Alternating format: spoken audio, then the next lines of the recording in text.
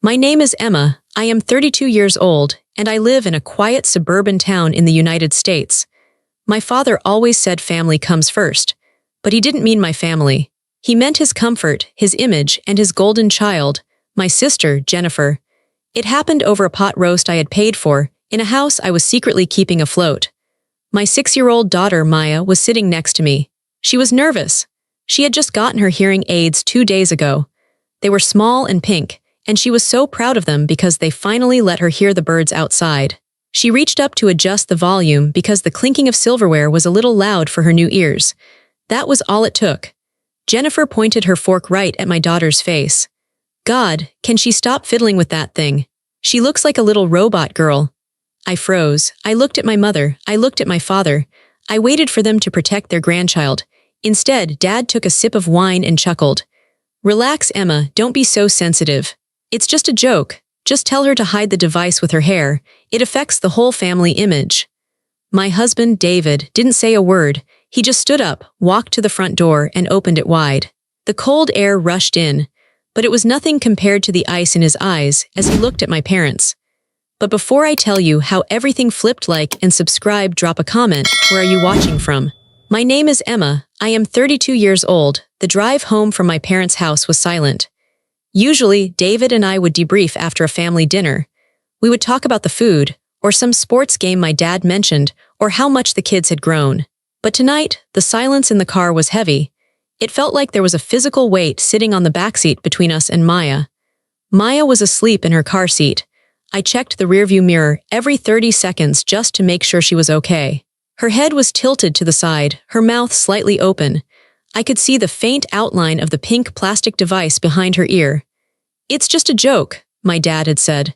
The words replayed in my head like a broken record. It's just a joke, don't be so sensitive.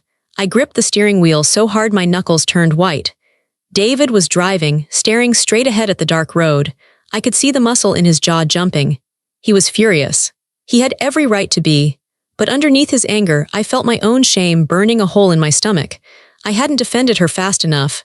David had to open the door. David had to kick them out. I had frozen. Why did I freeze? Because for 6 years, I had trained myself to freeze. I had trained myself to be invisible. I had trained myself to be the wallet, the fixer, the safety net, but never the person with a voice. It started 6 years ago. That was when I launched my company, Aura Acoustics. Nobody in my family knew what I actually did. To them, I was just doing some computer stuff or freelancing. They didn't understand technology, and they didn't care to learn. When I tried to explain that I was developing new algorithms for hearing assistance, my mother would wave her hand and say, "That sounds boring, dear. Pass the salad." So I stopped trying to explain. I let them think I was scraping by. I let them think I was lucky to have a husband like David who worked in construction management. They thought David paid our bills. They thought I was a stay-at-home mom with a hobby. But the truth was sitting in a bank account they couldn't see. The first time I paid for them, it wasn't a big decision. It was an emergency. My dad had a heart scare. The insurance didn't cover the specific specialist he needed. My mom was crying at the kitchen table, looking at a bill for $5,000. "We just don't have it," she had sobbed. "We'll have to go to the general clinic." I couldn't watch them suffer. I went to the bathroom, transferred the money to my personal checking account, and came back out. "I have some savings," I lied. "From a project I finished, I can pay it." They didn't ask where the project came from. They didn't ask if I needed that money for rent or groceries. My mom just snatched the check from my hand and said, "Thank God, at least you're good for something." That was the phrase that stuck. At least you're good for something. It became a pattern. A terrifying, expensive pattern. 3 years ago, my sister Jennifer got divorced. She wanted her kids, Leo and Sarah, to go to Westbrook Academy. It is the most elite private school in the state. The tuition is $45,000 a year, per child. Jennifer didn't have a job. She had alimony, but it wasn't enough for Westbrook. She called a family meeting. She cried about how her children needed stability. She looked at my parents, who were retired and on a fixed income. Then she looked at me. "Emma," she said, wiping her eyes, "you don't have a mortgage, right? David built your house. Maybe you could contribute. It's for the family legacy." I wanted to scream. I wanted to say, my husband built our house with his hands, but I paid for the land and materials with my hard work. But I didn't. I looked at my niece and nephew. I loved them. I didn't want them to suffer because their mother was irresponsible. Okay, I said. I'll handle the tuition. Direct deposit is best, Jennifer said instantly. She stopped crying immediately. I'll send you the school's routing number. $90,000 a year, for 3 years. That is $270,000. Did she ever say thank you? No. Last Thanksgiving, she told the table, it's so hard raising kids alone. I do everything by myself. Nobody helps me. I was sitting right there. I was chewing my turkey, swallowing the rage along with the dry meat. I had paid for her children's education, and she claimed nobody helped her. Then there was the country club. My parents had been members for 30 years. It was their entire social life. When Dad retired, the $18,000 annual fee became a burden. They were going to quit. I couldn't let them lose their friends. I set up an autopay from my business account. I told them, don't worry, I handled it. Dad slapped me on the back. Good girl, keep the family name on the locker. He didn't treat me like a successful daughter. He treated me like a vending machine that occasionally dispensed favors. Then came the car, my dad's Mercedes. He needed it for appearances. Another lease I took over. Then my mom's holistic medical treatments that weren't covered by insurance.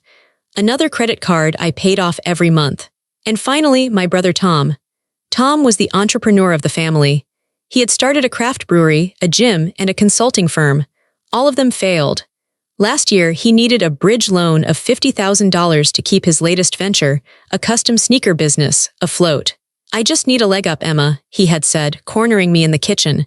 You know how it is. You do your little computer work. You know business is hard. Little computer work. My company had just signed a contract with 3 major hospital systems in Europe. I was managing 200 employees. But to Tom, I was just his little sister doing computer work. I gave him the money. I didn't call it a loan. I knew I would never see it again. I did the math in my head as we drove down the highway. Tuition, $270,000. Country club, $54,000. Cars and medical, $80,000. Tom's loans, $100,000. Over $500,000. I had spent over $500,000 on people who just called my daughter a robot. I looked at David. He was still driving, his eyes fixed on the road. You know, David said quietly, breaking the silence. You didn't buy their love, Emma, I flinched. I know. You bought their tolerance, he said. His voice wasn't mean, it was just sad. You paid them a salary to tolerate us, and tonight they decided the price wasn't high enough. I closed my eyes. He was right. I was the family workhorse. I pulled the cart, and they sat in the back, whipping me to go faster while laughing at how ugly the horse looked. They assumed I helped because I had no choice. They thought I was desperate for their approval. They thought I was weak. They had no idea that the weak sister held the deed to their entire lifestyle. We got home around 8:30 p.m. The house was quiet. It was our sanctuary. David carried Maya inside. She woke up a little as he unbuckled her, rubbing her eyes with her small fists. Are we home? She whispered. Yes, baby, David said. He kissed her forehead. We're home, safe and sound. He carried her upstairs to her room. I followed, carrying her small backpack with her coloring books and the extra batteries for her hearing aids. My legs felt heavy. Every step up the stairs felt like climbing a mountain. I went into the bathroom to start the bath. I turned on the water, watching the steam rise. I tried to wash the evening off my skin. I scrubbed my hands, but I still felt dirty. I felt the grime of my family's words clinging to me. Robot girl, hide it, broken. I went into Maya's room. She was sitting on the edge of her bed, swinging her legs. David was helping her take off her shoes. Mommy, Maya said. I forced a smile. I am good at masking. I have done it my whole life. Yes, sweetie, ready for a bath. She reached up and touched her ear. She carefully pulled out the left hearing aid, then the right one. She held them in her hands. They were small, high-tech pieces of engineering.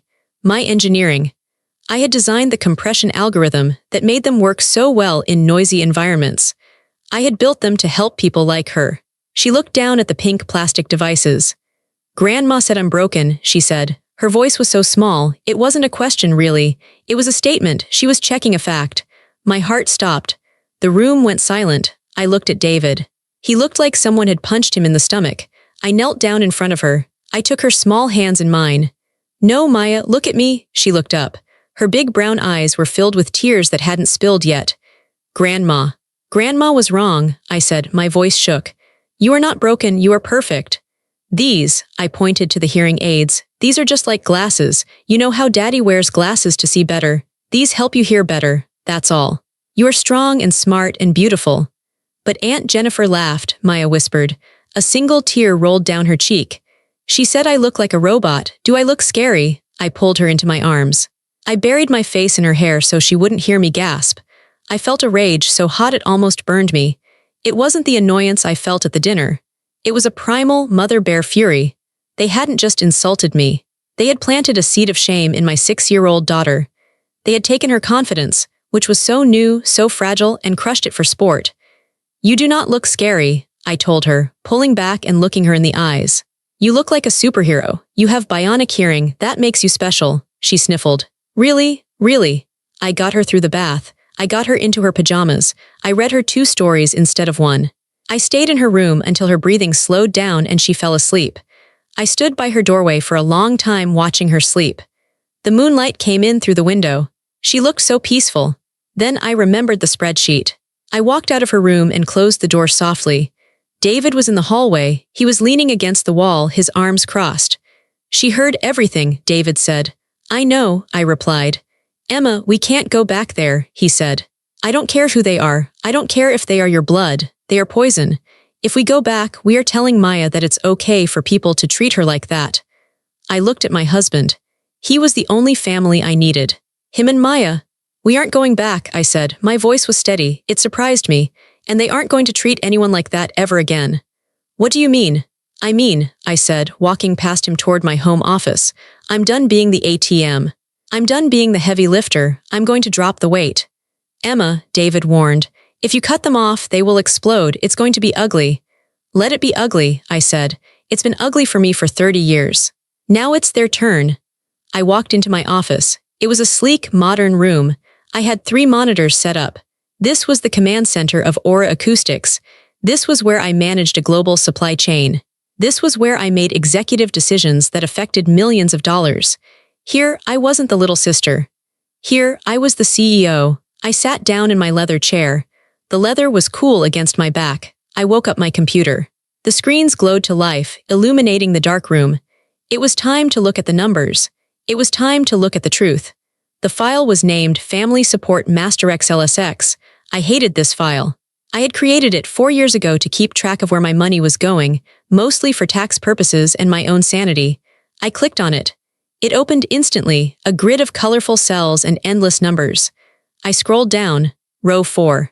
Jennifer Education Trust. Status, active.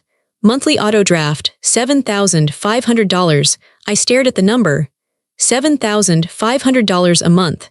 That was more than most people made in 3 months. I paid that so Jennifer could drive her Range Rover to the pickup line and brag about how her kids went to Westbrook. I remembered Jennifer's face at dinner tonight. The way she pointed her fork. The way she sneered. Robot girl. My hand moved to the mouse. I didn't feel sad. I didn't feel guilty. I felt cold. I felt precise. I opened my banking portal in a separate window. I logged in. The interface was familiar. I navigated to recurring transfers. There it was, Westbrook Academy. I clicked Edit. Then I clicked Cancel Series. A pop-up box appeared. Are you sure you want to cancel this recurring payment? Yes, I said out loud to the empty room. I am sure. Click Status Cancelled. I went back to the spreadsheet. I highlighted the row red. Next, row 12, Mom and Dad Country Club membership. Status Active. Monthly auto draft, $1,500.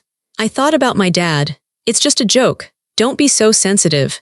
He cared more about his golf handicap than his granddaughter's dignity. He wanted the prestige of the club, but he didn't want the daughter who paid for it. He wanted the money, but he didn't want the connection. Fine, he could have the connection or lack thereof. I went to the bank tab, found the country club transfer. Click Cancel, Confirm, Gone. I felt a strange sensation in my chest. My heart was beating slower, not faster. It was a release. Every click was like cutting a heavy sandbag off a hot air balloon. I was getting lighter. Row 15, Dad Merced's lease. Status Active, Autopay, Cancel. Row 22, Mom Dr. Arrington Specialist. Status Active.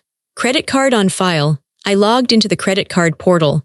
I removed my card from the authorized user list for the clinic. Cancel. Row 30, Tom Business Support Loan. Status, monthly transfer $2,000. Tom. My big brother, the one who used to lock me out of the house when we were kids. The one who told me my business idea was cute, but would never scale.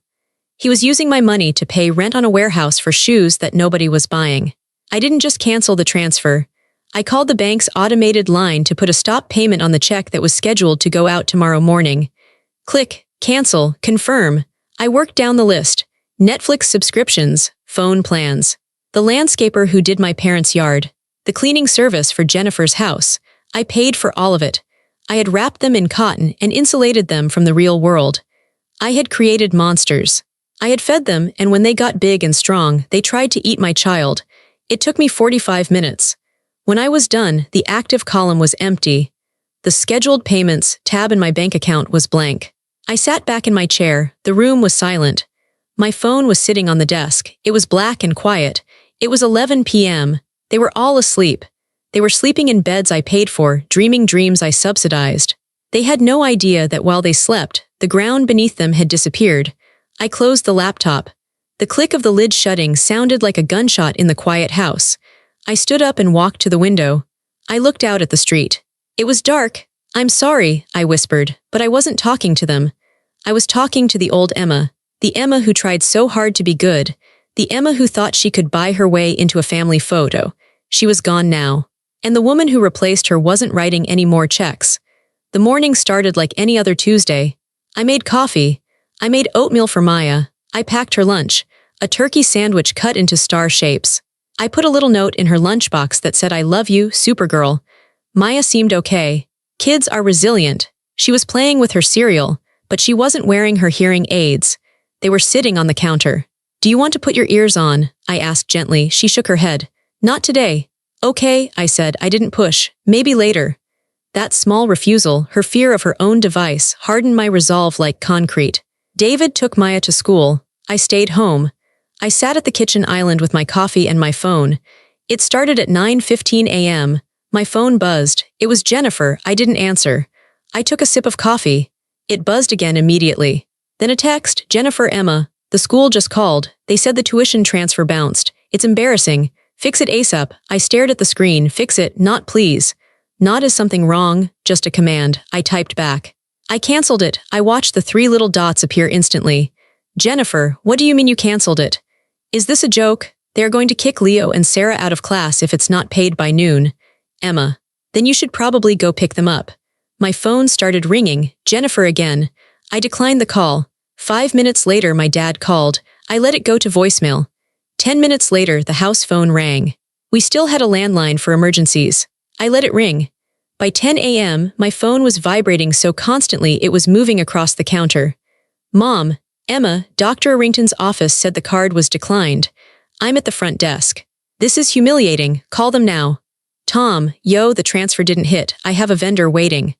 "What's going on? Dad, pick up the phone. The club manager just called me. They said our membership is suspended for non-payment. Do you have any idea how bad this makes me look?" It was a symphony of entitlement. Not a single person asked if I was okay. Not one person asked if I had lost my job, or if I had been hacked, or if I was sick. They only cared that the tap had run dry. I finished my coffee. I washed the mug. I dried it and put it away. Then I sat down and sent one group text to all of them. "Mom, Dad, Jennifer, Tom, Emma, I am no longer funding your lives. The transfers are canceled. The cards are closed. Do not ask me for money again. Handle your own expenses."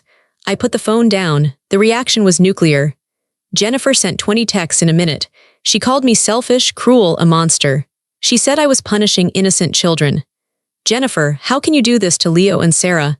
They love that school. You are destroying their future because of a little joke at dinner. You are psychotic." I replied, "You can pay for their future. You are their mother." Tom texted, "I'm going to lose the warehouse. You promised to help. We had a deal." I replied, "We didn't have a deal. I was giving you a gift. The gift is over." My dad left a voicemail. I listened to it on speakerphone. His voice was shaking with rage. "Emma, you listen to me. You fix this right now. You don't embarrass this family. You don't hold money over our heads like some tyrant. You unfreeze those accounts or don't bother coming to Christmas."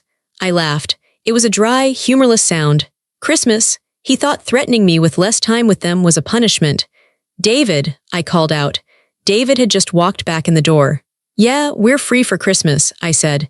He looked at my phone, which was lighting up like a disco ball. He looked at the calm expression on my face. They noticed, he asked. Oh, they noticed, I said. Jennifer is getting kicked out of Westbrook. Dad lost the club. Mom is stuck at the doctor's office. Are you okay? David asked. He walked over and put his hands on my shoulders. I took a deep breath. Was I okay? My family hated me. They were calling me names. They were panicking. Their lives were falling apart because I refused to carry them anymore. But then I looked at the counter where Maya's hearing aids were sitting. I thought about her face when she asked if she was broken. I'm better than okay, I said. I'm free. But it wasn't over. I knew them. They wouldn't just text and call. They would come here. They would demand a face-to-face. They would try to bully me into submission like they always did. They thought I was just throwing a tantrum. They thought I would cave in an hour. They were about to find out that I wasn't just a sister or a daughter anymore. I was a CEO who had just fired her worst employees. Around noon, a car pulled into the driveway. It was my parents. Dad slammed the car door so hard I felt it in the floorboards. Here we go, David said, stepping in front of me. No, I said, moving him aside gently. I've got this. I walked to the front door. I didn't open it. I waited. Dad pounded on the glass. Emma, open this door. We need to talk. I unlocked it and opened it. I stood in the doorway. I didn't invite them in. What is wrong with you? Mom screamed. She looked frantic. Her hair was messy. Do you know how embarrassing it was? The receptionist cut up the card in front of me. You cut us off, Dad shouted. His face was red. Because of a joke. You ruined the family over a joke. It wasn't a joke, I said. My voice was low and steady. It was abuse, and I'm done paying for my abusers to live in luxury. Abusers, Dad scoffed. We are your parents. We gave you life. And I gave you a lifestyle, I said. For 6 years, I paid for everything, and you treated me like dirt. You treated my daughter like a freak. We didn't, Mom cried. We love Maya. Jennifer was just. She was just stressed. She didn't mean it. She meant it, I said. And you laughed. You all laughed. So what? Dad yelled. You're going to bankrupt us. You're going to let your brother fail. You have the money. We know David makes good money. You're just being greedy. I stared at them. They still didn't get it. They thought this was David's money. They thought I was hoarding my husband's earnings. David doesn't pay for your lifestyle, I said. What? Mom frowned. Of course he does. You don't work, you just do your little computer thing. It was time. Come inside, I said coldly. Sit at the table, I have something to show you. They looked confused by my change in tone. They walked in hesitantly. They sat at the dining room table. I walked to my office and grabbed my laptop. I brought it out and set it down in front of them. You think I'm a freelancer, I said. You think I'm a housewife with a hobby. I turned the laptop around so they could see the screen. I had pulled up the Aura Acoustics annual report. My face was on the cover. The headline read, CEO Emma Henderson leads Aura to $1.2 billion valuation. Read it, I said. Dad squinted at the screen. He adjusted his glasses. He read the headline. He froze. Mom looked at the picture, then she looked at me. Then back at the picture. CEO, Dad whispered. Billion. I own the company, I said. I built it. Every dollar you spent, the tuition, the club, the cars, came from me, from my brain, from my hard work. The same hard work you mocked. The room went dead silent. The clock on the wall ticked loudly. Tick, tick, tick. They were staring at me like I was an alien. They weren't looking at their daughter. They were looking at a stranger. A very, very rich stranger. And here is the irony, I said, leaning forward, placing my hands on the table. My company makes medical devices. We make hearing aids. The device you mocked, the one Jennifer called robot parts. That device made me a fortune. That device paid for your country club. I saw the realization hit them like a physical slap. So, I stood up straight.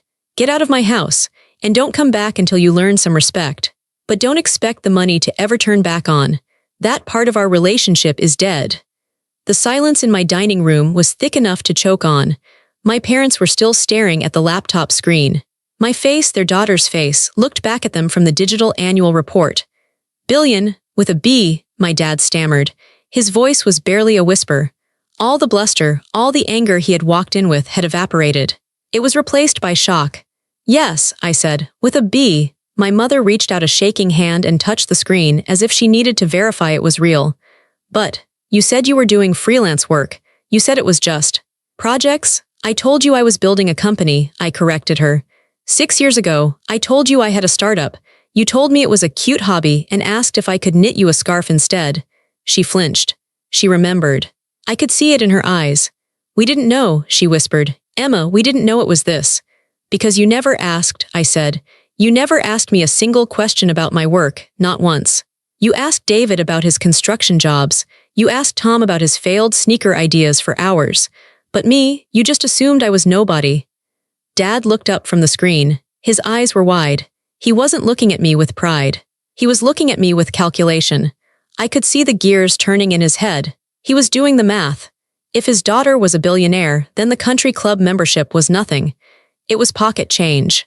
Emma, he said, his voice suddenly smooth, almost oily. This is incredible. Why didn't you tell us? We would have celebrated you. We would have been so proud. I felt a wave of nausea. You would have been proud of the money, I said. Not me. You would have been proud that you could brag to your friends that your daughter was rich, but you wouldn't have cared about the work. You wouldn't have cared about the science. That's not true, Mom said, trying to smile. It was a terrifying, brittle smile. We are your family. We love you. This changes things. It changes nothing, I said. It just exposes you. What do you mean? Dad asked. It means, I said, pointing at the screen, that you have been living off the very thing you mocked. You made fun of Maya's hearing aid. You called her a robot. But that hearing aid, that technology, is what paid for your Merced's dad. It's what paid for your holistic doctors, Mom. You were biting the hand that fed you, and you were laughing while you did it. Dad's face flushed red again, but this time it wasn't anger. It was embarrassment. Deep, humiliating embarrassment. He realized how small he looked. We were just joking, he mumbled again, but the excuse sounded weak even to him. You weren't joking, I said. You were cruel. And now the joke is over. Just then my phone buzzed on the table. It was Jennifer, then Tom. They are texting you, aren't they? I asked. Mom nodded. Jennifer is at the school. She can't get the transcripts unless the balance is paid. She can't enroll them in public school without the transcripts. That sounds like a problem for Jennifer, I said. Emma, Dad said, standing up. He tried to look authoritative, but his knees were shaking. You have to fix this. You have this empire. You have endless money. To you, paying her tuition is like buying a cup of coffee. Don't be petty, just pay it and we can all move past this. Petty? I laughed. You think this is about the money. You think I care about the cash? I walked over to the window. I looked out at the driveway where their car sat, the car I paid for. I would have given you everything, I said softly. I did give you everything. I would have bought you a house. I would have sent all your grandkids to college. I would have taken care of you until the day you died. I didn't care about the cost. I turned back to face them. But you hurt my daughter. You made her feel broken. And you can't buy forgiveness for that, not with $1 billion. She's a child, Dad shouted. She'll forget. She won't, I said, and neither will I pointed to the door. Leave, the lease on the Mercedes is up next month. I'm not renewing it. You might want to start looking for a used Honda. My dad opened his mouth to scream, but he looked at my face and stopped. He saw something he had never seen before. He didn't see his doormat daughter. He saw a CEO, he saw power. He grabbed my mother's arm. Come on, Linda, let's go. But Mom started. Let's go, he snapped. They walked out. They looked smaller than when they arrived. They looked old. I closed the door behind them and locked it. I leaned my forehead against the cool wood. My heart was pounding, but my hands were steady. I had done it. I had revealed the secret. And the look on their faces, the shock, the greed, the shame, was worth every penny I had ever spent. The next 2 weeks were a masterclass in consequences. I didn't do anything malicious. I didn't sue them. I didn't slander them. I simply stopped. I removed my hands from the wheel of their lives, and without me steering, they crashed immediately. Jennifer was the first to fall. She couldn't pay the Westbrook tuition. She tried to negotiate with the headmaster. She tried to cry in his office. But private schools are businesses. No money, no seat. She had to pull Leo and Sarah out mid-semester. It was a small-town scandal. Everyone knew. The perfect mom who looked down on everyone else was suddenly filling out paperwork for the local public elementary school. I heard from a friend that Jennifer had a meltdown in the grocery store when her card was declined for a bottle of expensive wine. She had to put it back. Tom was next. My brother, the entrepreneur. Without my monthly injection of cash, his warehouse rent went unpaid. The landlord locked him out in 3 days. Tom tried to call me 50 times. I blocked his number. He had to move all his unsold shoes into his garage. His wife, who had gotten used to the lifestyle I funded, was reportedly furious. She told him to get a real job. For the first time in his life, at age 34, Tom had to update his resume. He got a job as a shift manager at a car rental agency. It was honest work. It was good work. But for Tom, who thought he was the next Elon Musk, it was a humiliation. And my parents. The country club was their identity. It was where they ate lunch, where they played bridge, where they gossiped. When their membership was revoked, they lost their social circle. Their friends stopped calling when they couldn't host dinners anymore. Dad had to return the Mercedes. I got an email from the dealership confirming the return. He had apparently argued with the sales manager for an hour, claiming there was a banking error. But the lease was in my name, and I had canceled the authorization. He ended up buying a 10-year-old sedan. Mom's holistic treatment stopped. She had to go to a regular doctor in her insurance network. She complained to anyone who would listen that her daughter had abandoned her. But here is the thing about small towns: people talk. And people knew me, they knew David. They knew we were quiet, kind people, and they knew my parents were snobs. The rumor mill didn't side with them. It sided with the truth. People started whispering, "Did you hear the Hendersons were broke?" Apparently, their daughter was paying for everything and they treated her like garbage. Their social standing crumbled like a sandcastle at high tide. I watched it all from a distance. I didn't feel glee. I didn't feel happy about their suffering. I just felt balanced. For years, the scales had been tipped. They took, I gave. They hurt, I healed. Now the scales were even. They were experiencing the reality of their own choices. One afternoon, I was at the park with Maya. She was on the swings, pumping her legs higher and higher. She was wearing her hearing aids. She had put them back on 3 days after the dinner. "Look, Mommy, I'm flying," she yelled. "I see you," I called back. I saw a woman walking toward me. It was Mrs. Gable, one of my mom's bridge friends from the club. I tensed up. I expected a confrontation. Mrs. Gable stopped near the bench. She looked at me, then at Maya. "She's a beautiful little girl, Emma," Mrs. Gable said. "Thank you," I said guardedly. "Your mother told us some things," Mrs. Gable said. She hesitated. "She said you cut them off. She said you were cruel." I didn't say anything. I just looked at her. "But then," Mrs. Gable continued, "I saw how your father yelled at the waiter last week before they were asked to leave. And I remembered how they used to talk about you. Always poor Emma, always Emma doesn't have much going on." She shook her head. I think you probably did the right thing. Good for you, honey." She walked away. I let out a breath I didn't know I was holding. I wasn't the villain. I wasn't the bad guy. I was just a woman who finally stood up. My lawyer called me a few days later. "Emma," he said, "your father contacted my office. He's asking if there is a way to restructure the support payments. He's calling it a family stipend." I laughed. "He wants a salary for being my dad." "Essentially," the lawyer said. "He says they have become accustomed to a certain standard of living." "Tell him," I said, "that the standard has changed. Tell him the Bank of Emma is permanently closed, and if he contacts you again, bill him for the hour." "Understood," the lawyer said. "And Emma, yes, I'm proud of you. Most clients cave, you're strong." "I have to be," I said, watching Maya jump off the swing and land in the sand, laughing. "I have someone watching me." 3 weeks after the dinner, on a rainy Tuesday evening, the doorbell rang. David was at work. Maya was in the living room watching cartoons. I looked at the security camera feed on my phone. It was my mother. She was alone. She wasn't wearing her usual designer trench coat. She was wearing a simple raincoat. She looked wet and small. I debated not opening the door, but she was my mother, and she was alone. I opened the door. "What do you want?" She didn't barge in. She didn't yell. She just stood there, shivering slightly. "Can I come in?" she asked. "Just for a minute, I promise I won't stay." I stepped aside. 1 minute. She walked into the foyer. She didn't go further. She dripped water onto the rug. She looked around the house, my house, as if seeing it for the first time. She noticed the artwork. She noticed the calmness. "I didn't know," she said. Her voice was shaky. "Didn't know what?" "I didn't know you were." "This," she gestured vaguely at the air.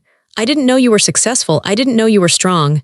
"I was always strong, Mom," I said. "You just didn't look." She looked down at her hands. "Your father, he's angry. He's so angry. He feels like a fool." "He should," I said. "He misses the car," she said. A weak attempt at a joke. I didn't smile. I miss us," she said. Tears started to well up in her eyes. "I miss Sunday dinners." I miss the family being together. We weren't together, Mom, I said gently. We were in the same room, but we weren't together. You were with Jennifer, you were with Tom. I was just the staff, I was the sponsor. That's not true, she sobbed. I loved you, did you? I asked. Did you love me when you let Jennifer mock Maya?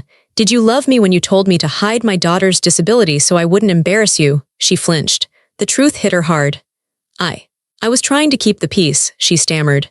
Jennifer has always been difficult. I just wanted everyone to get along.